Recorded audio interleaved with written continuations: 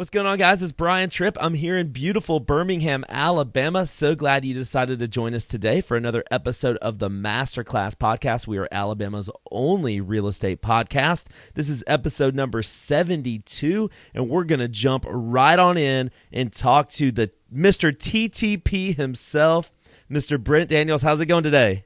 I am doing excellent, my man. It is. I'm very excited to be here with your crowd. I'm hearing incredible things out of Alabama, and it looks like you're leading the charge. So, 72 podcasts, man. You are everywhere. That's excellent. 72? Yeah, we do an extra show too. So we got about 110 or so out there. So yeah, man, it's very fortunate, very blessed. You said I'm leading the charge, man. You know, I guess maybe I'm the face of it, but man, there's so many people that are just.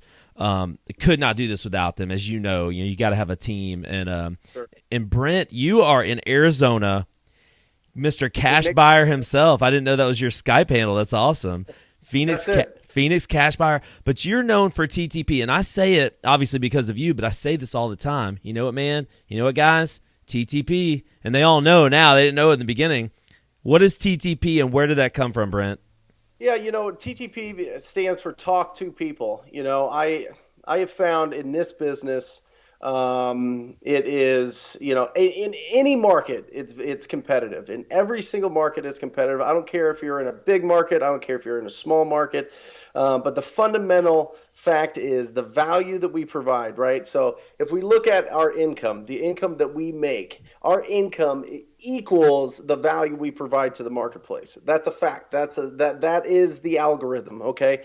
So what is the value that we bring to this marketplace? We provide opportunities. That's what we do. And the only way for us to provide opportunities is to talk to new homeowners every single day. So you've got a few different ways to do that. You can wait for people to call you up, and then you can talk to them then. It happens from time to time. You get a referral or somebody knows what you're doing, and they call you up because they want to sell their house for cash.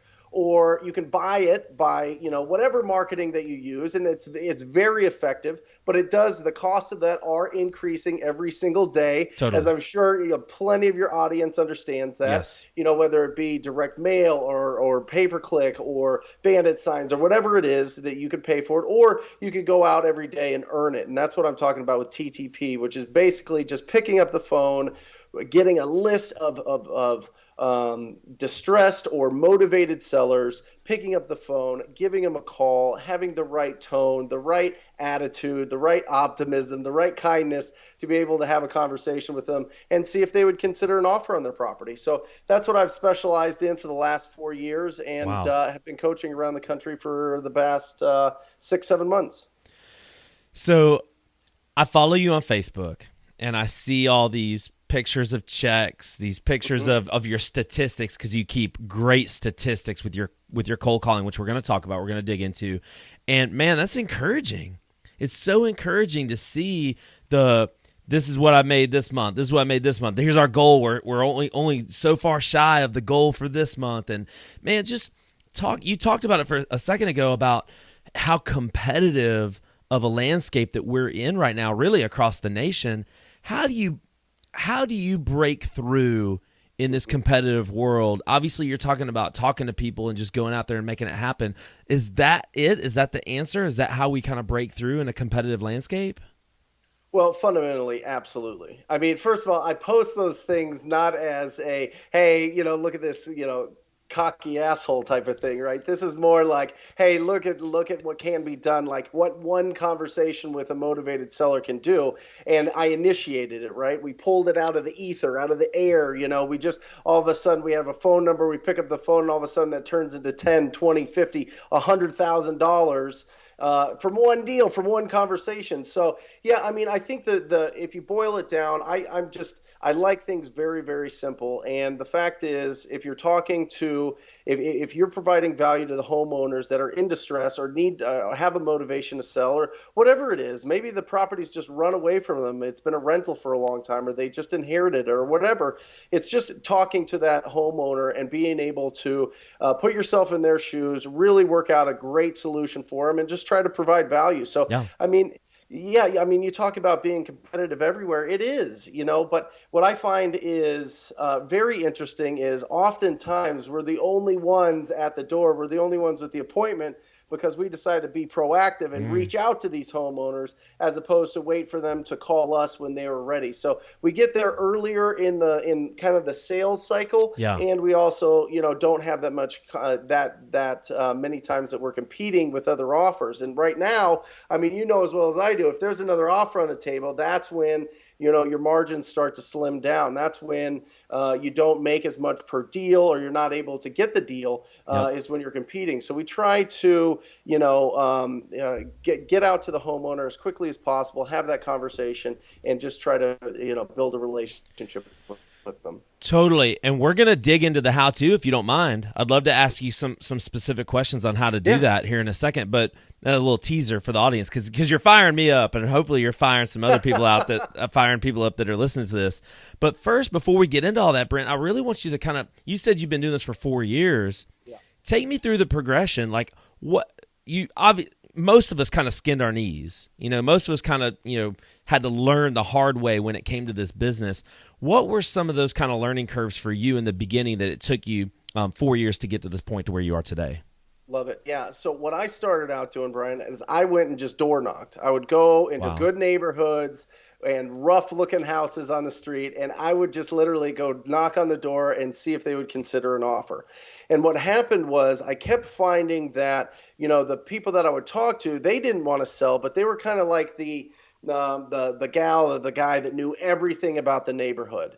And I would oftentimes get like a phone number. They'd give me a phone number and say, hey, you need to call this person because they live in New York or they live in California or they live in a different part of town. That's a rental for them. They don't know what to do. It's vacant. The whole neighborhood's like hates that property. Can you try to reach out, please? So then I found that, when I would pick up the phone and call these homeowners, it was like magic. They were really, they needed a solution. Not every time, of course, but, it only takes one or two times to Yeah. start getting the ball rolling. So I didn't have a marketing budget. That's why I was out door knocking in Yeah. Phoenix when it's a billion degrees outside, Right. I mean, I had a much better tan and I was a little thinner then because I was walking around sweating all day. But the lesson that I learned there was to be proactive, go ahead. And then I found out that it was 2014. At that point you can start getting really accurate phone numbers for people. Mm. And that's really, really key because if you get the right phone number for somebody, then you can get a hold of them. So I found that I could just drive to the neighborhoods as opposed to knock on the doors, Mm-hmm. and I could just write down the addresses of the worst houses and then just get the phone numbers through a process called skip tracing, Right. get their phone numbers, and then just pick up the phone and call them. I didn't have to wait for like kind of the neighbors to refer me to certain properties because I could just use my eyes and go see which properties hadn't been remodeled or needed some love, or the landscaping was overgrown, or there wasn't any landscaping, or there was cars everywhere and junk everywhere Right. and cats running around wild. So I would just call them up and see if they would consider an offer, and that's how I did my first 25 deals. First 25 deals. Wow. Yep. So you say all this and it sounds cool and it sounds great, but there are people out there right now who are like deathly terrified to pick up the phone and talk to somebody, terrified to knock on somebody's door. Brent, where did that come from in you? Is that something that you always just had naturally, or is that a learned skill?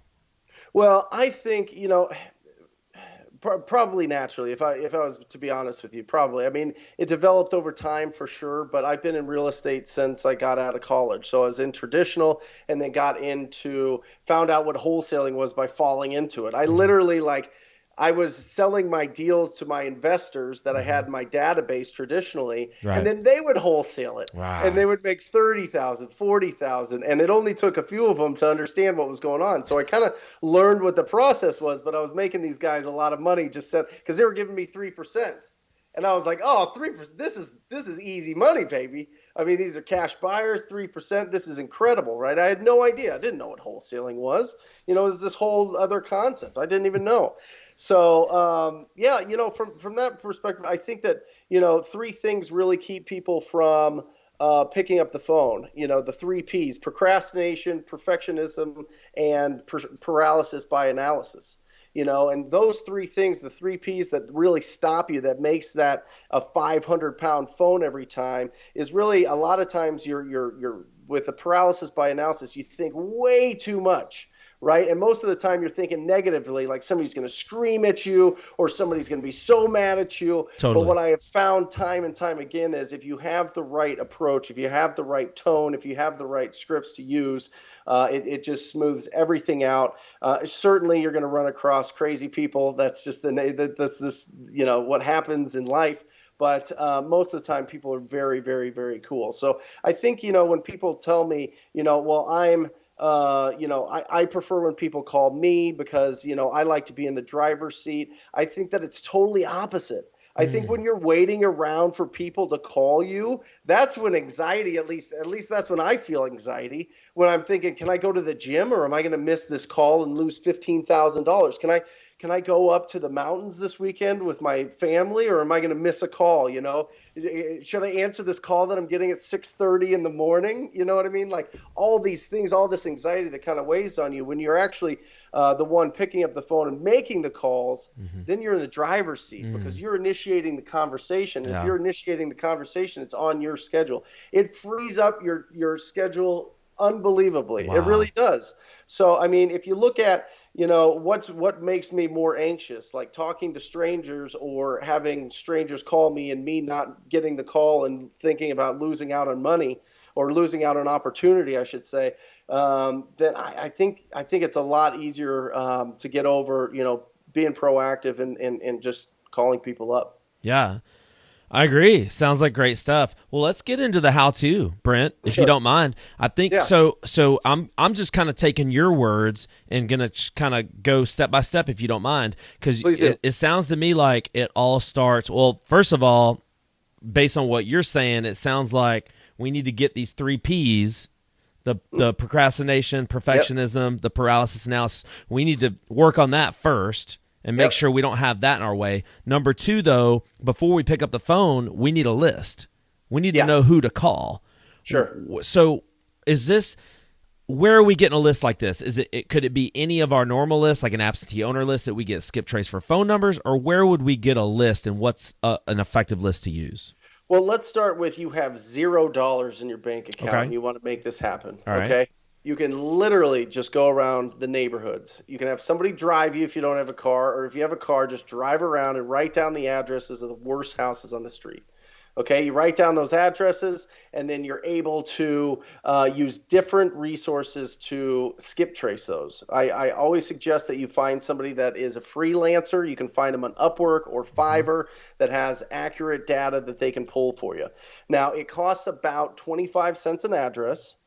To get really accurate phone numbers. Now, there's a lot of resources out there, like White Pages if you want to use it. Some of it's going to be accurate. Most of it's going to be garbage. You can go with some kind of flat fee, $90 a month to get unlimited searches. It's usually pretty rough. But if you literally have no money, that's a great place to start, is just trying to find the phone numbers from free resources. But if you have a little bit of a budget, at 25 cents an address, which is, a quarter, you can get really, really accurate information by just having somebody that is a freelancer on Upwork or Upwork.com. Or Fiverr.com, be able to pull those lists. So literally, you put it into an Excel file, you send it to them, and then they send back the phone numbers when they find them.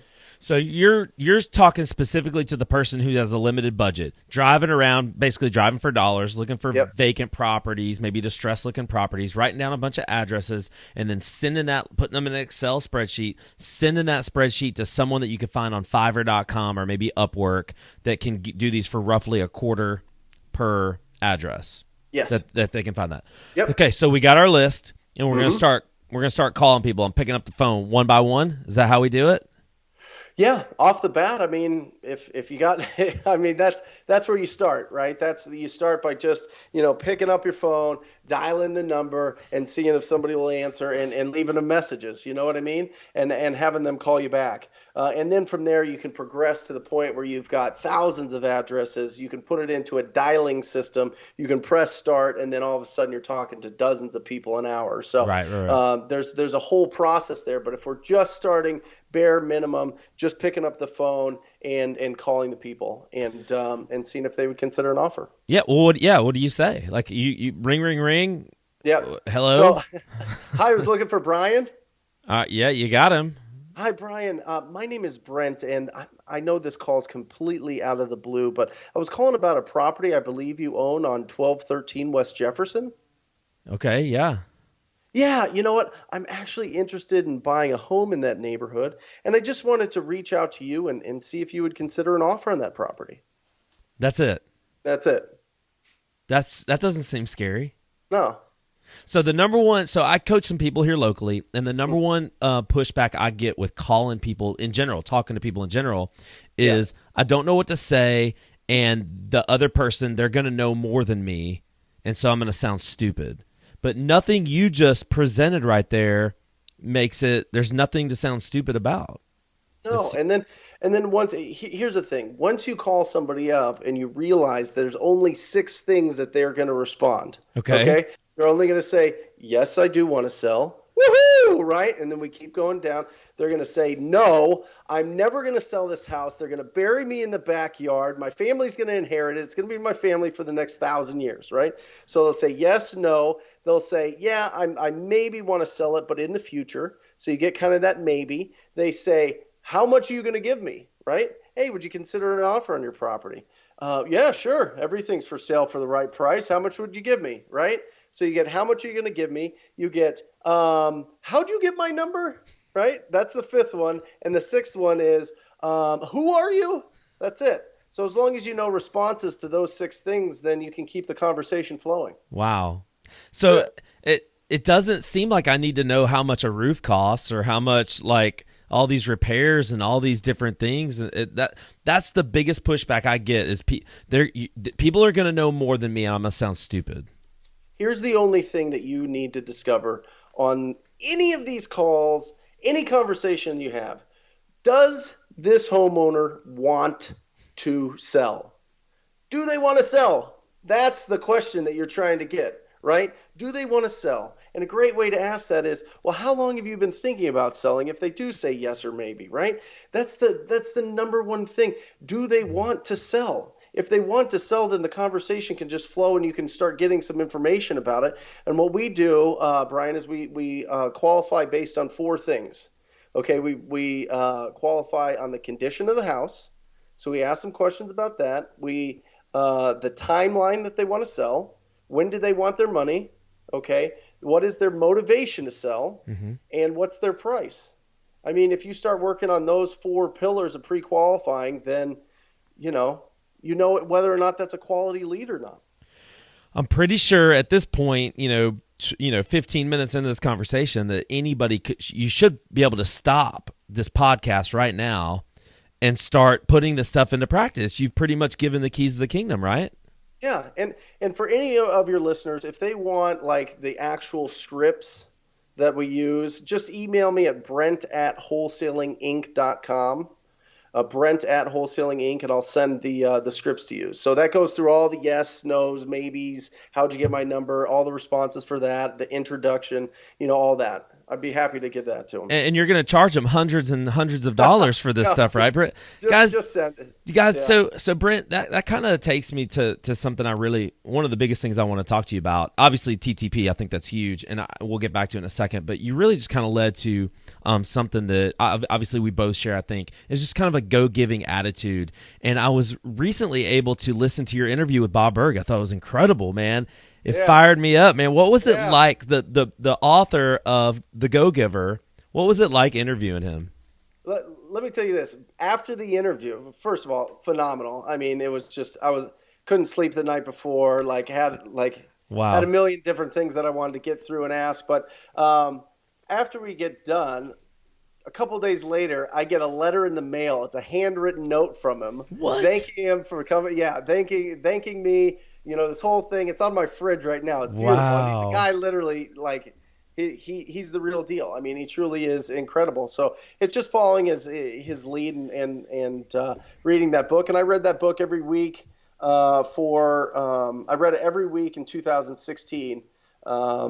And it totally it exploded my business. It changed everything. So for the people that have never read it and don't know what you're talking about, I know that you guys did it in your book club, which I'm a part of, which I read along with you guys, and we have the AlaREIA book club, and we did it in our book club too. But just in case no one has ever read it and doesn't know anything about it, just Brent, just real quickly, if you can kind of sum up the book for us a little bit.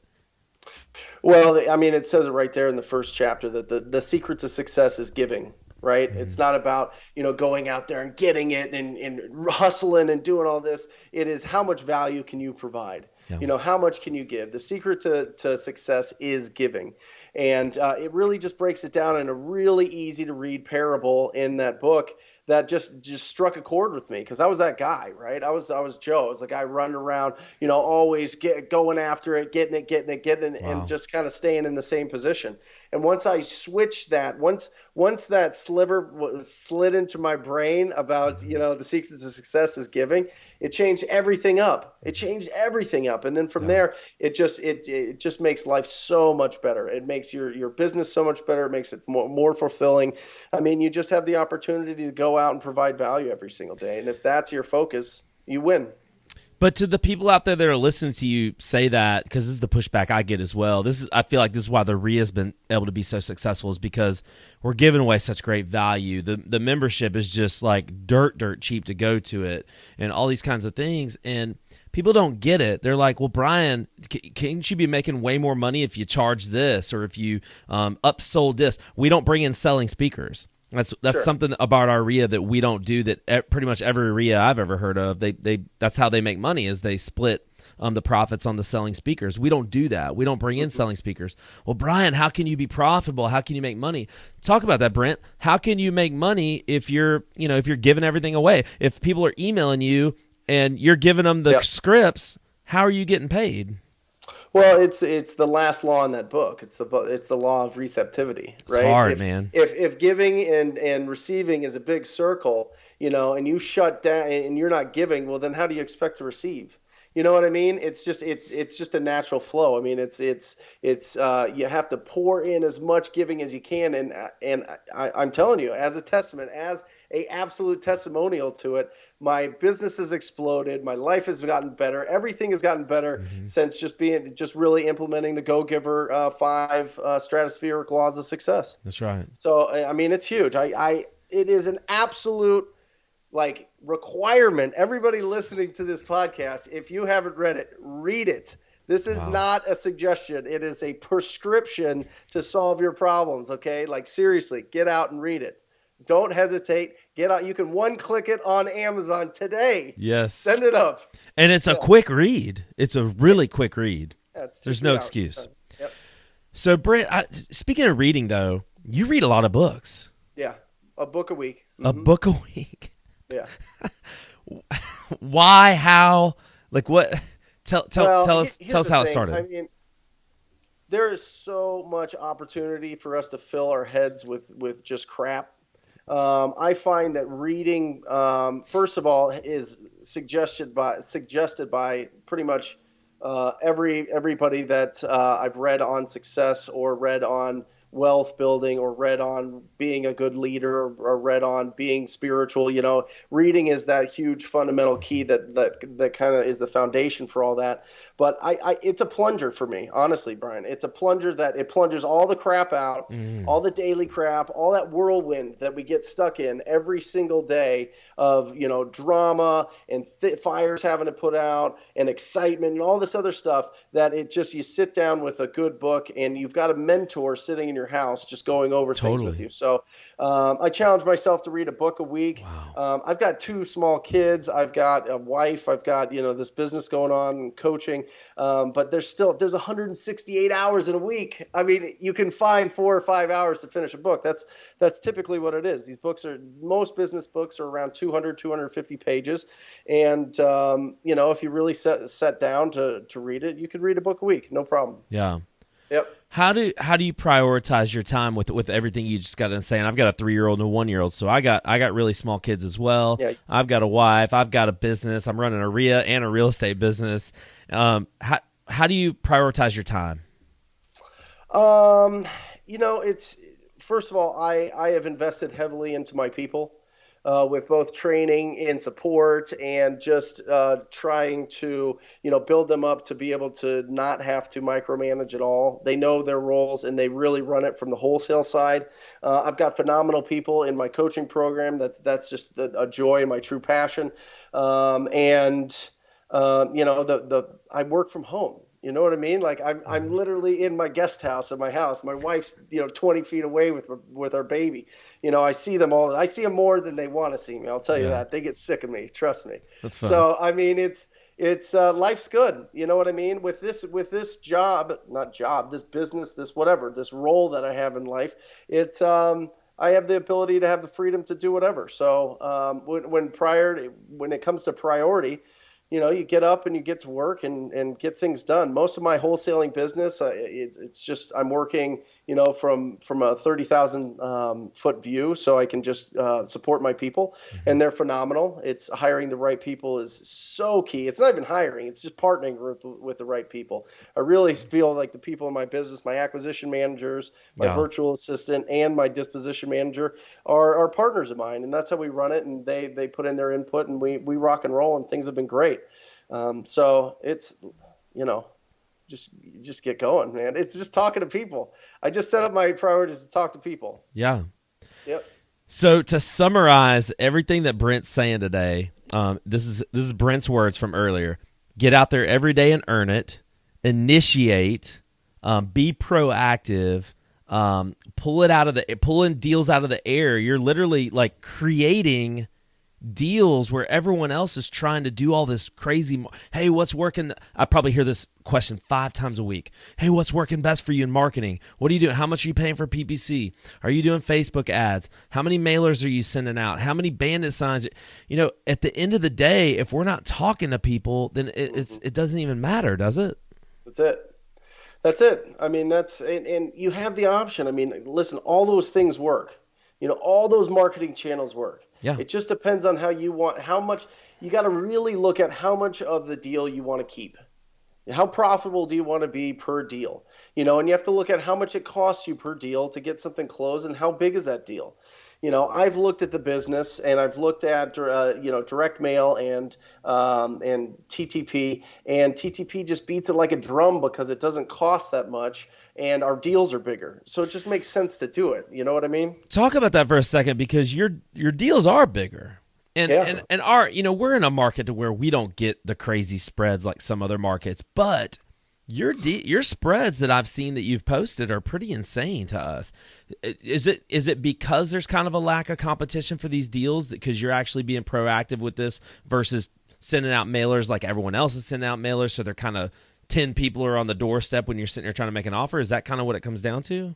Yeah, the number one thing is just lack of competition at the door. That's number one. Number two, we just anchor prices low and we see our absolute best deals are when the seller tells us what they want for the property. And we're very good at finding out what the seller wants for a property. So, it's so key to try to get that information so that whether or not you're going to be able to help that seller out. So I would say, off the bat, 1, it's competition for sure. 2, it's really finding out what the seller wants, and 3, just anchoring low if they don't know what they want. Right. Just shoot as low as you can and see what happens. Yeah. Yeah. Awesome advice. Were you gonna say something else? No. Awesome advice, man. Before we go, obviously the Go-Giver's on the list. You're reading a book a week right now. Give me 2 other books that, if I've not got to read these, absolute must reads. Cash Flow Quadrant, absolutely, by Robert Kiyosaki. And then I highly suggest, I think it's inside, the Go Giver just came out with the Go Giver Influencer and Okay. just tore through that last night. Phenomenal. Really great. Really? Difference between persuasion and manipulation. Really key. Really That's great. huge. And Yeah. we just read Dr. Robert Cialdini's Influence that talks a lot about that. So that's awesome. Very cool. So those two books for sure. Yeah, get into them. Yeah. Cash Flow Quadrant. So this is not going to come out for another few weeks, but that's our book right now for the month of April. That's our book. Oh, phenomenal. But besides the E-Myth, it's my favorite business building book. Is Cash Flow Quadrant. So cool, for man. Sure. Brent, I can't thank you enough, man. I really do appreciate you coming on the show. You got it. Thank you. And good luck, everybody in Alabama. Go out there and provide some value, baby. Brent, so you told everybody how to get a hold of you through email. I know you have it's wholesalinginc.com/TTP. That's how they can get. That's it. If anybody's interested in the actual coaching program, it's wholesalinginc.com/TTP. You can schedule a call with our group, and we can give you some more information. And it's everything that I do in my business here locally. The path is laid out. So if you are interested in that, definitely check it out. Guys, we've had Tom Kroll on the show. He's probably the absolute best in the business, and Brent's right there beside him. Tom is coming to AlaREIA to speak in June. You cannot afford to miss that. June the 14th, guys, mark it on your calendar. Birmingham, Alabama. Tom is going to be here. So really appreciate you, Brent. Talk to you soon, man. All right. Thank you. See you guys. Cool, brother. I appreciate you, man. Yeah. Was it good? Rock and roll. Yeah. 100. You've done 100 of these? This is the 72nd interview show. I do what's called REI extras. I'll do about one of those a week now. I just started that. So yeah. Nice. Yeah, man. Nice. It's fun, man. I've been talking a lot to my coaching students about using wholesaling as a cash machine, right? It's not an asset. You're not building an asset with a wholesaling machine. It's a cash machine. So you need to use this to leverage it to actually be an investor in real estate, which is what we're all, is the goal of everything, which is to keep the properties and to build up your net worth and to obviously build up your cash flow as it comes. I'm 100% agreement. That's my business plan. We flip and we wholesale and we take those profits and we buy passive income with them. That's what we've been doing since 2014. I've been doing it as long as you have, yeah. As long as you don't get crazy and buy the Lamborghini Countach and just Not get yet. crazy with your expenses, then you'll be good, brother. Cool, man. Brent, I can't thank you enough, man. I appreciate you, man. You got it. We'll talk soon. All right, see you, buddy. All right, bud.